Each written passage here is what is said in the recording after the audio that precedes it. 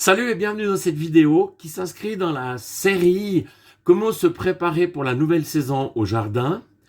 Donc dans cette vidéo, c'est la suite de la vidéo 218 qui est le matériel pour faire ses aubergines, ses piments et ses poivrons.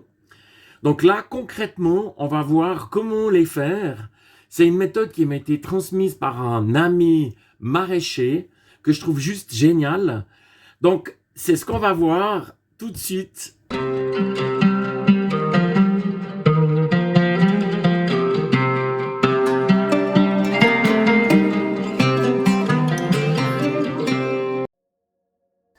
Je commence par remplir mes pots de 9 par 9 avec du terreau. En l'occurrence, c'est du terreau Gerber qui est un terreau local, terreau à semis de bonne qualité. On voit, il est vraiment sombre. Je vais remplir ces pots en les tassant légèrement et surtout en enlevant éventuellement des petits morceaux de bois qui pourraient rester.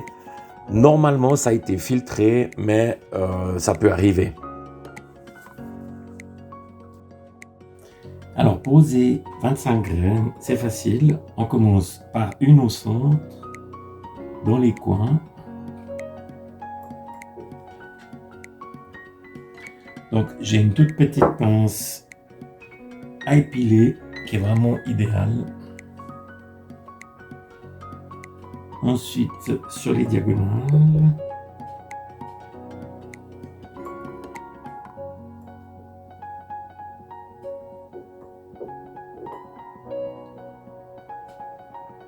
Ensuite, au croisement.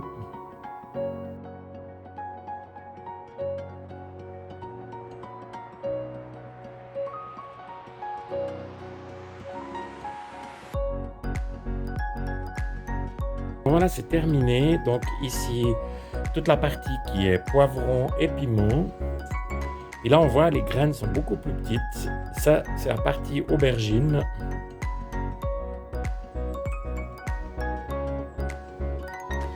Ensuite, donc, je viens simplement tamiser dessus, tout doucement.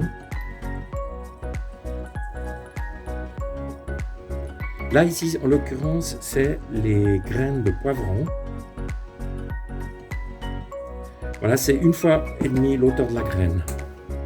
Afin d'éviter que les graines bougent, je fais un arrosage par capillarité.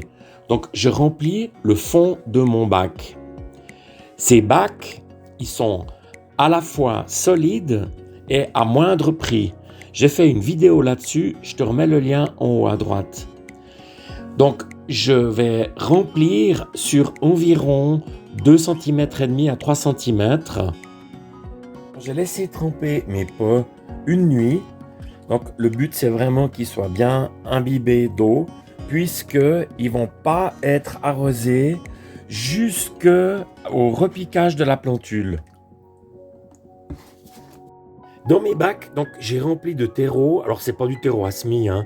J'ai vraiment pris quelque chose de très courant de mon jardin, hein. Et puis là, ici maintenant, je viens l'arroser. Donc le but c'est pas qu'il soit noyé, mais qu'il ait suffisamment d'humidité pour éviter d'assécher les pots de mes semis. Pour terminer, donc je viens placer mes pots ici et je commence par le centre puisque j'aurai juste des petits écarts sur les côtés. Ici, il va me manquer un petit bout de chaque côté. Alors, je fais tout ça et je reviens. Alors voilà, donc mes pots sont en place. J'ai donc branché ici le tapis chauffant. Et donc, je viens simplement mettre le tout sur la jardinière. Et ça va donc rester à peu près 10 jours. Alors voilà, c'est terminé. Donc, le tapis chauffant est en production. Les lumières également. Et ça va rester comme ça donc jusqu'au repiquage des plantules. Et je referai un point de situation à ce moment-là.